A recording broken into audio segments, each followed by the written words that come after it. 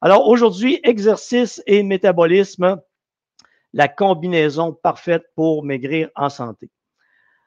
Ça, c'est mon cheval de bataille. Depuis 30 ans, depuis des années. Pour la plupart des gens, le but de l'exercice, c'est quoi? C'est de dépenser le maximum de calories et de s'épuiser à l'entraînement, de forcer le plus possible, croyant que les résultats vont être là. Non.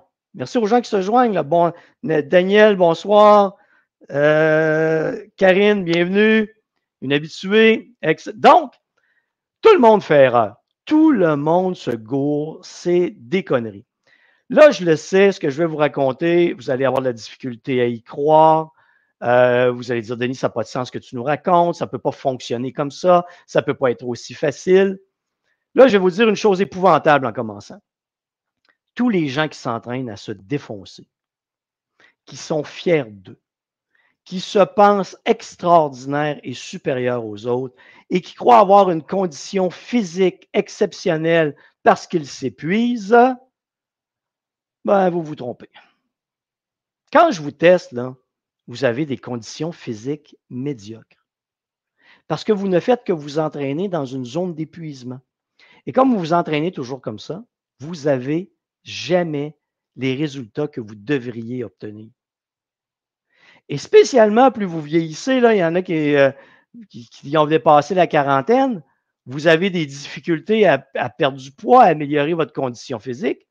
Bien, c'est normal. Si vous êtes toujours en train de vous épuiser, en train de pousser la machine, ben, et vous ne tenez pas compte de vos autres activités quotidiennes, ce que je vais revenir plus tard, vous êtes toujours en situation de stress chronique physiologique qui épuise vos réserves énergétiques et vous empêche de vous adapter. Le but de l'entraînement, c'est quoi?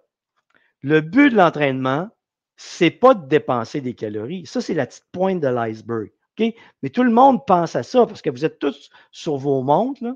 Écoutez, je m'en venais aujourd'hui, je revenais à la maison et je croise un coureur qui me donnait envie de vomir. Tu sais, le genre de coureur qui regarde sa montre aux 30 secondes. Là. Est-ce que je respecte le temps? Est-ce que je respecte le temps? Oh, oh, oh, oh, oh, oh, oh mon Dieu! Ça me donne envie de vomir. Ça, c'est pas s'entraîner, c'est faire des conneries. Mais vous avez été, comment je pourrais dire, dressé au fouet. Là. Écoute, il faut que tu respectes un temps. Il faut que tu fasses le plus possible dans le plus court laps de temps possible. Vous êtes drogué à vos montres cardio. Vous êtes drogué à vous épuiser. Puis là, si vous n'arrivez pas à la fin d'un entraînement en train de vomir, vous n'êtes pas fier de vous. C'est pas comme ça que ça marche. C'est pas comme ça que ça fonctionne. Donc, le but de l'exercice, c'est quoi? C'est stimuler votre métabolisme. Je vous explique. En haut de la connerie des calories, là, ici, la petite pointe de l'iceberg. Vous voyez là, tu as les yeux encore? En haut ici, là, c'est ça, là. En bas, c'est le monde réel. C'est la grosse réalité du métabolisme, qui est un centre de distribution de réserves énergétiques. Votre corps va prendre les protéines, les lipides, les glucides, et soit les acheminer en stockage de gras, ou soit les acheminer en production d'énergie. Si vous voulez améliorer votre condition physique et perdre du poids, il faut que votre corps achemine votre métabolisme, achemine l'énergie en production d'énergie. S'il l'amène en zone de stockage, parce que là, vous n'êtes plus en train de stimuler votre métabolisme, mais vous êtes en train de l'épuiser, vous aurez beau vous entraîner, vous entraîner, vous entraîner, vous entraîner, votre condition physique va dégrader et vous allez engraisser. Comment est-ce que j'évalue si un athlète est en train de progresser ou s'il entre en surentraînement? Je vais faire des mesures répétées de VO2 max. Je vous donne un exemple. Mon athlète part à 62 de VO2 max. 3 mois plus tard, il est à 66. 3 mois plus tard, il est à 68. 3 mois plus tard, il est à 64. Il continue à s'entraîner. Ça veut dire que le volume d'entraînement où je suis rendu est trop élevé pour lui. Il n'est plus capable de s'adapter. Sa condition physique diminue, même si son volume d'entraînement a augmenté. Parce que tout le monde croit que pour avoir une meilleure condition physique et perdre du poids, c'est toujours un plus haut volume d'entraînement. Non. C'est une zone très centralisée où votre corps va réagir. C'est pour ça que les gens qui rentrent dans mon programme Maigrir intelligemment, vous faites un test de marche parce que je ne vous ferai jamais courir. La course ne vous fera pas maigrir. Si vous êtes en situation de perte de poids, vous n'êtes pas en situation de devenir un coureur. Vous êtes en situation de stimuler votre métabolisme. Et cette stimulation de votre métabolisme se fait de deux manières. La bonne zone d'entraînement, j'y arrive là, bientôt, la bonne zone d'entraînement en alternance avec des périodes de repos. Qu'est-ce que tout le monde veut? Parce que c'est, comment je pourrais vous dire, la maladie mentale de toujours plus d'entraînement pour toujours plus de résultats parce que vous pensez que pendant toute votre vie, vous devez améliorer votre condition physique. Ben non, votre condition physique va plafonner à un moment donné. Il faut que ça arrête ces conneries-là. Cette semaine, je publie un post en direct où je dis que je m'en vais m'entraîner et que je fais mon entraînement habituel au gym. Une personne lève la main et pose une question. Oui, mais Denis, puisque tu fais toujours le même programme d'entraînement, est-ce que ton corps s'habitue? OK. Est-ce que ton corps s'habitue? C'est une question qui, pour moi, ne fait pas de sens. Ton corps ne s'habitue pas à l'exercice. Si tu marches 5 km aujourd'hui, tu vas dépenser un nombre X d'énergie qu'on exprime en calories. Au début, c'est difficile, là, ton 5 km. Okay? Tu améliores ta condition physique. 3 mois plus tard, tu améliores ta condition physique de 15 Ton 5 km, quand tu le fais, il est beaucoup plus facile, mais tu dépenses le même nombre de calories. C'est juste que ton corps s'est adapté. Et ton corps ne s'habitue jamais à l'exercice. C'est dans le sens, c'est de poser la question dans le sens où ton corps ne répond plus à l'exercice. C'est pas vrai. Faites le même programme d'entraînement toute votre vie, vous allez atteindre un plateau, puis vous allez le maintenir. Et moi, de la manière que je m'entraîne, je ne veux pas devenir culturiste. Là. Pour le pépère de 60 ans que je suis, j'ai le corps que je veux. Alors, qu'est-ce que je fais? Je m'entraîne en maintien. Cette semaine, c'est une semaine d'entraînement un petit peu plus intense où je suis passé de la résistance à la force. Mais ça va durer une semaine. Je vous explique plus loin. Karine, fait 3 mois que j'ai... Regardez ça. Il faut que je présente Karine, je peux me servir de toi, là. Karine, fait 3 mois que j'ai ralenti mon entraînement à tes conseils et je maigris. J'ai 46 ans. Ben oui, ben oui. Tout le monde. Je conseille à tout le monde de ralentir l'entraînement. Pourquoi? Pour stimuler le métabolisme. Et comme je ralentis l'entraînement et que je stimule le métabolisme, ben ton métabolisme, et que tu as des périodes de repos, ton corps s'adapte. À quel moment est-ce que ton corps s'adapte à l'exercice? Pas pendant que tu t'entraînes. Il s'adapte pendant que tu es au repos. L'exercice, c'est la stimulation qui dit à ton corps de s'adapter. Et il s'adapte pendant qu'il est au repos, en récupération.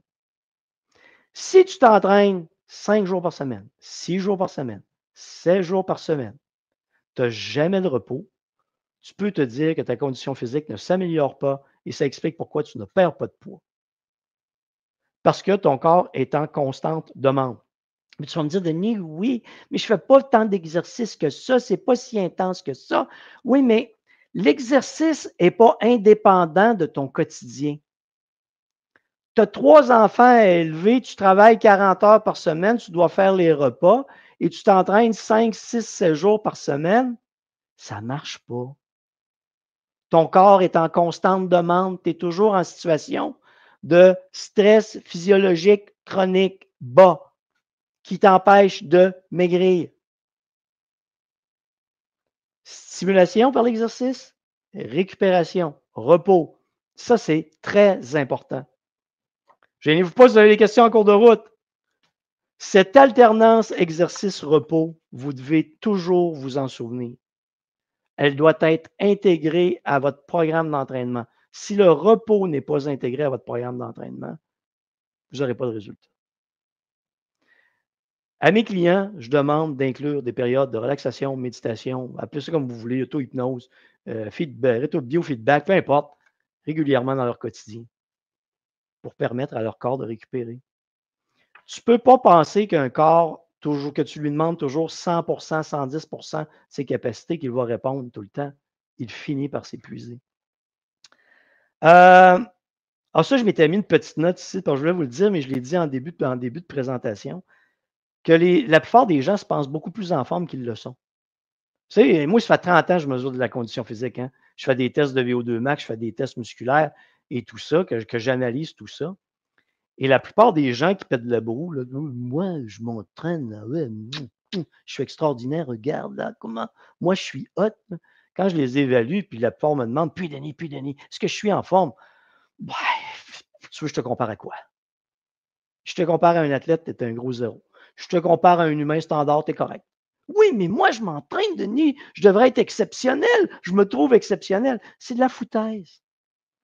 Parce que quand tu ne fais que t'entraîner et que tu ne gères pas ton alimentation, que tu ne gères pas ton sommeil, que tu ne gères pas ton stress, que tu ne gères pas les demandes quotidiennes que tu vis, tout le temps que tu investis à l'entraînement te donne très peu de résultats. Au mieux, il te permet de te maintenir. Au pire, il détruit ton métabolisme. Et des métabolismes détruits par un excès d'entraînement, j'en ai vu. Beaucoup, beaucoup, beaucoup. Alors, tu t'entraînes, je le répète, ça doit faire 5 fois, tu t'entraînes. Ton objectif, c'est de perdre du poids, d'améliorer ta condition physique et tu as zéro résultat. Même tu embarques sur la balance impédance et ta masse musculaire diminue et tu prends du gras, ça veut dire que tu fais juste des conneries. Et la solution, ce n'est pas de t'entraîner plus.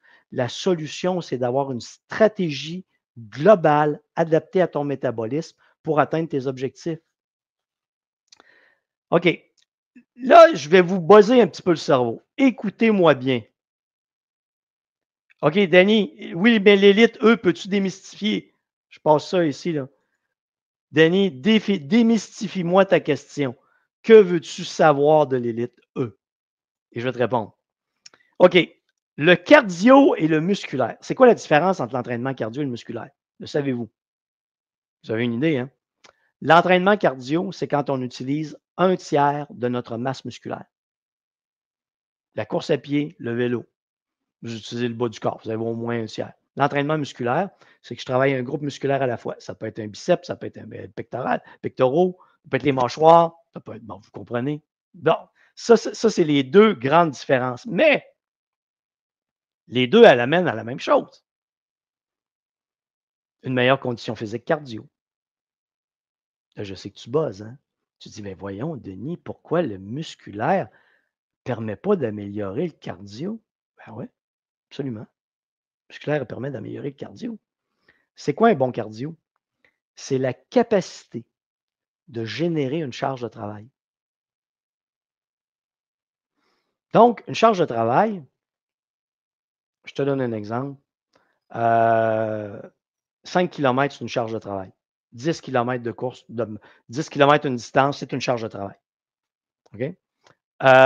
Au musculaire, 20 livres sur le biceps, c'est une charge de travail. Restons dans le domaine cardio. Toi, tu t'entraînes en cardio pour courir 10 km. Tu fais un entraînement qui est de nature cardiovasculaire où tu as un déplacement dans le temps et tu travailles toute ta musculature en même temps. D'accord?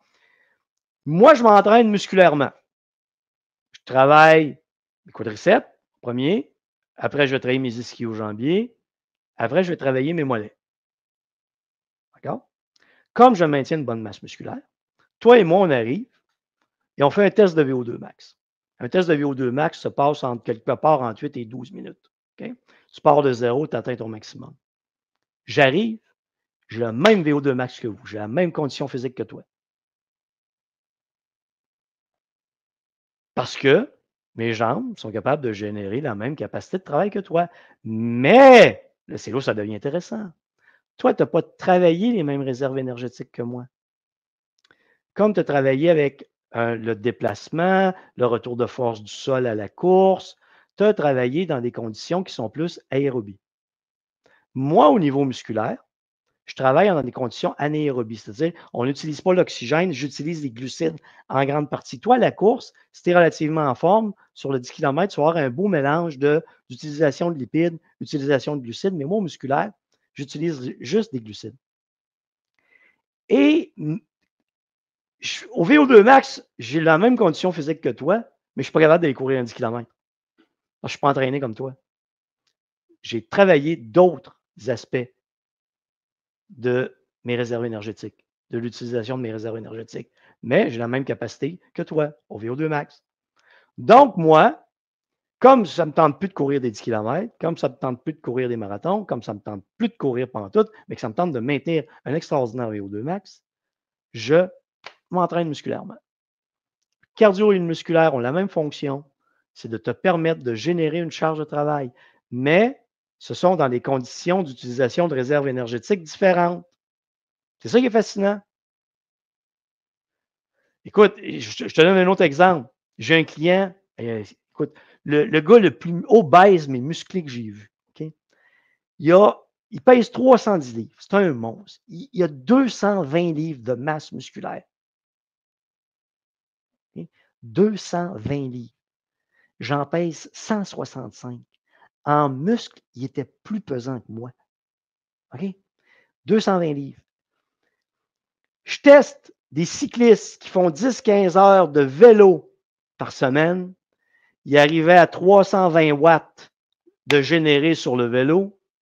Mon client obèse, qui ne sera pas capable de faire 50 km de vélo, mais avec sa masse musculaire et ses cuisses grosses de même, générait 320 watts sur le vélo. Même affaire, conditions différentes, il n'aura pas fait la même chose. OK, question, je me suis fait dire que la musculation a contribué on continue à brûler même après l'entraînement. Ben, oui, dans les deux conditions, on continue à dépenser de l'énergie, que ce soit cardio ou musculaire. Votre courbe, je vais vous donner un exemple. Mettons que vous partez de 3 calories à la minute, vous atteignez 8 calories à la minute de dépense énergétique. Quand vous arrêtez, vous ne retombez pas à zéro direct. La courbe va diminuer tranquillement. Vous allez peut-être dépenser une calorie de plus à la minute pendant 2, 3, 4, 5 heures. Plus vous faites longtemps d'exercice. Donc, c'est la dépense énergétique post-exercice. Donc, une demande en énergie qui se fait après. Quand j'ai des clients, ceux qui sont mes clients, là, vous le savez que je vous fais calculer votre dépense énergétique et je vous dis, si vous dépensez plus de tant de calories à l'exercice, vous devez ajouter des calories, manger plus. Okay? Mais moi, quand les gens s'entraînent beaucoup, on est rendu à 10 heures, 12 heures, 15 heures, les athlètes, je calcule une dépense post-énergétique. Donc, s'ils dépensent 5000 calories, je leur fais manger 5000 calories, incluant leur métabolisme de base, et je vais rajouter des calories pour la dépense post-énergétique. Ça peut être de 400, 500, 600, 700, j'ai vu jusqu'à 800 calories de plus par jour en raison du volume d'entraînement chez un militaire. Juste pour vous donner un exemple, je l'ai testé à son pic d'entraînement. Il dépensait, son métabolisme de base était de 2700 calories. Après avoir arrêté 3 ans plus tard, je l'ai testé, son métabolisme de base était à 1700 calories. 1000 calories de moins. C'est vrai, c'était 1000 calories de moins. C'était vraiment impressionnant. Là. Donc, juste pour vous dire à quel point ça peut aller chez les athlètes d'élite. OK, Danny, je reviens à toi. Là. Je voulais savoir ce que tu recommandes pour l'élite alors qu'ils s'entraînent toujours sans repos et qu'ils poussent toujours leurs limites. Premièrement, je vais leur dire que c'est une bande de cons et je vais leur recommander de faire un entraînement intelligent, de mieux se nourrir, d'avoir des cycles d'entraînement, de connaître leur objectif, de connaître leur niveau de condition physique et de savoir quelle qualité musculaire ou physiologique ils doivent travailler pour combler l'écart entre où ils sont et où ils doivent se rendre. Donc, tu viens de comprendre avec tout ce que je viens de te décrire qu'il n'y en a pas un là-dedans qui connaît ça. Et il n'y en a pas un là-dedans qui fait ça. Mais ils sont tous fiers de s'épuiser. Puis moi, quand je les regarde, je leur dis bravo les crétins. Tant de temps perdu à l'entraînement. On pourrait faire de vrais athlètes de vous, mais vous faites des conneries. Denis, suis-je trop dur? Moi, je te dis la vérité. C'est comme ça que ça fonctionne. Hey, je me bats avec des crétins depuis des années. En entraînement. Hein. Des gens qui ne veulent que s'entraîner. Puis je leur dis, l'entraînement, c'est pas assez. C'est pas suffisant. OK, qu'est-ce que j'avais d'autre à vous raconter là-dedans? Oh! Qu'est-ce qu'on différent? OK, je vous ai dit que le cardio, c'est un tiers de votre masse musculaire qui travaille et l'entraînement musculaire lui-même, c'est localisé au niveau d'un muscle, d'un groupe musculaire. Donc, c'est plus localisé. Généralement, au niveau musculaire, on reconnaît deux qualités physiologiques différentes. La force, donc la capacité de déplacer la plus haute charge possible en une répétition. La force. Donc, en entraînement à force, vous allez être à un maximum de 6 répétitions. Et la résistance, où on va aller utiliser essentiellement des glucides à l'entraînement sous des conditions anaérobies. Ça veut dire qu'il y a production d'acide lactique dans le corps, de lactate sanguin. Okay? Et le lactate sanguin sert de source d'énergie dans le processus, mais tout ce phénomène-là amène à une prise de volume musculaire ou un maintien de la masse musculaire. Le cardio, lui, on va travailler sur l'endurance ou la résistance ou le mix des deux. Donc, l'endurance, c'est la capacité d'utiliser des lipides.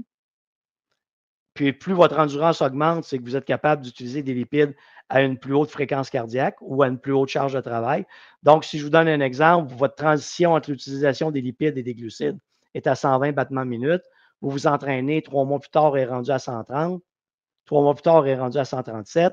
Vous comprenez que vous êtes une plus longue période en train d'utiliser des lipides et vous avez donc augmenté votre endurance. La résistance, c'est quand vous entrez dans la zone d'utilisation des glucides où vous produisez de l'acide lactique ou du lactate sanguin et que votre corps est capable d'utiliser pendant un certain temps comme source d'énergie jusqu'à ce qu'à un moment, c'est trop intense, vous accumulez de l'acide lactique, du lactate sanguin et là, vous entrez dans votre zone d'épuisement. Et quand on comprend bien tous ces aspects, c'est sûr que mes clients ne voient pas toute cette analyse-là que je fais. C'est tout ça qui se passe quand vous débutez le programme. Et je veux vraiment faire en sorte que pour mes gens qui sont en perte de poids, je vous garde dans la zone d'utilisation des lipides. Je fais en sorte que vous ne vous épuisiez pas à l'entraînement. Vous avez suffisamment de périodes de repos. J'alterne exercice dans la bonne zone avec période de repos. Ce qui fait que vos cellules, chacune de vos cellules, il y a un organelle qu'on appelle mitochondrie. Appelons-le Roger. Roger, sa job, c'est de transformer l'énergie des aliments en énergie utilisable par les cellules, toutes les cellules de votre corps, qu'on appelle de l'ATP. Et en vous entraînant comme ça, vos cellules deviennent de plus en plus friandes de l'utilisation des lipides. Et plus vous utilisez de lipides, plus vous maigrissez. Et tout ça se fait dans une zone d'équilibre. C'est pour ça qu'il faut vraiment comprendre comment fonctionne la physiologie, comment fonctionne le corps humain. C'est la chose la plus importante. Si vous avez un entraîneur clown dont son but, c'est de vous épuiser à l'entraînement, puis vous lui demandez, explique-moi comment m'épuiser à l'entraînement va m'améliorer. S'il dit, c'est comme ça que ça fonctionne, puis qu'il n'y a pas de réponse physiologique, dites-vous que vous faites affaire avec un con. Il est peut-être temps de vous sauver en courant. Vous n'avez pas besoin de battre votre corps. OK, une autre question ici. Faire du vélo de ville comme exercice 3 fois par semaine dans notre programme. On mesure comment notre énergie? Si c'est votre dépense calorique, vous avez des montres cardio là, qui vous donnent une approximation avec une marge d'erreur de plus ou moins 30 là, selon les individus. C'est la manière la plus simple d'obtenir votre dépense énergétique. Et je voulais terminer là-dessus. Tantôt, je vous parlais de course, 5 km de course ou de marche. 5 km, c'est une charge de travail. Que vous marchiez ou couriez le 5 km. Ça peut être 10 km, ça peut être 20 km, ça peut être 30 km. Que vous marchiez ou courez le 5 km, c'est la même dépense énergétique.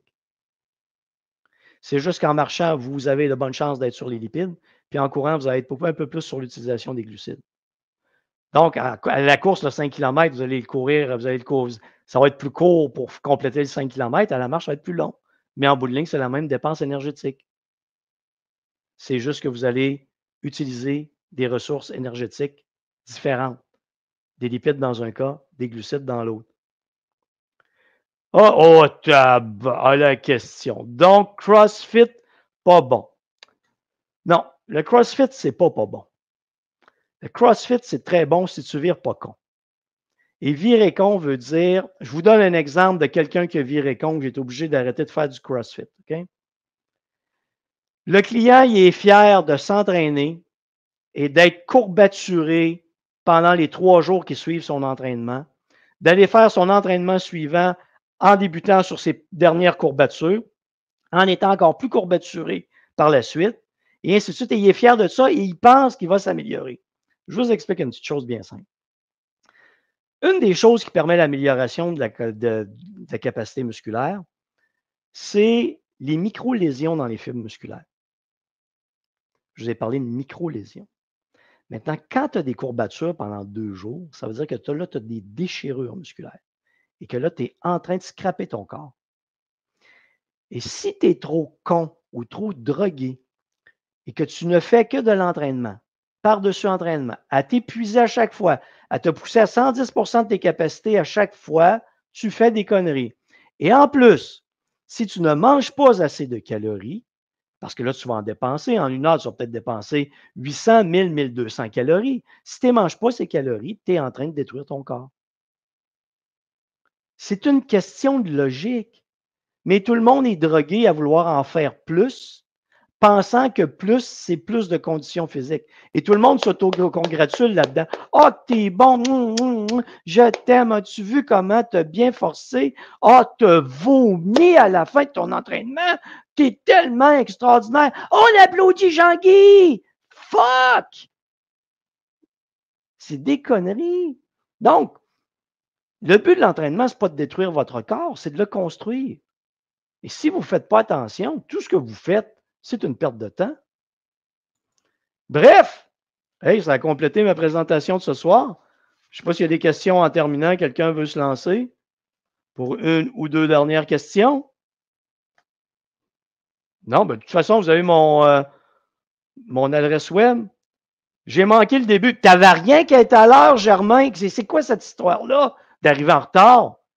Est-il disponible en reprise? Oui, à la même adresse, possiblement quelques minutes après, là, il va rouler en boucle la présentation. Ne refais plus jamais ça, par contre, arrive en retard. Est-ce que ce webinaire est enregistré? Tiens, Germain, juste pour toi. Est-ce que le webinaire est enregistré? Oui, c'est ça que je viens de dire. Vous allez le revoir en rediffusion à la même adresse. Hey, on était 71 personnes ce soir. J'espère que vous avez apprécié. Vous avez des questions pour moi, denisboucher.com. Si vous voulez me parler, vous n'hésitez pas. Vous pouvez m'appeler, vous pouvez prendre un rendez-vous pour une visioconférence avec moi. Et c'est toujours à moi que vous allez parler. Et en plus, je ne fais jamais de vente à pression, donc n'ayez pas peur, là. Je ne suis pas un gros méchant. Donc, Manon, merci Manon. Ouais, Germain, as-tu compris? Tu as besoin. Bon, je termine ça là. Salut tout le monde. Merci d'avoir été là. Une première sur cette plateforme. Moi, j'ai bien aimé. Donc, à la prochaine. Ah, quelqu'un va m'écouter sur son tapis roulant. Ben, c'est-tu beau, ça? Bye tout le monde. Hey, salut, je suis parti là. Bye.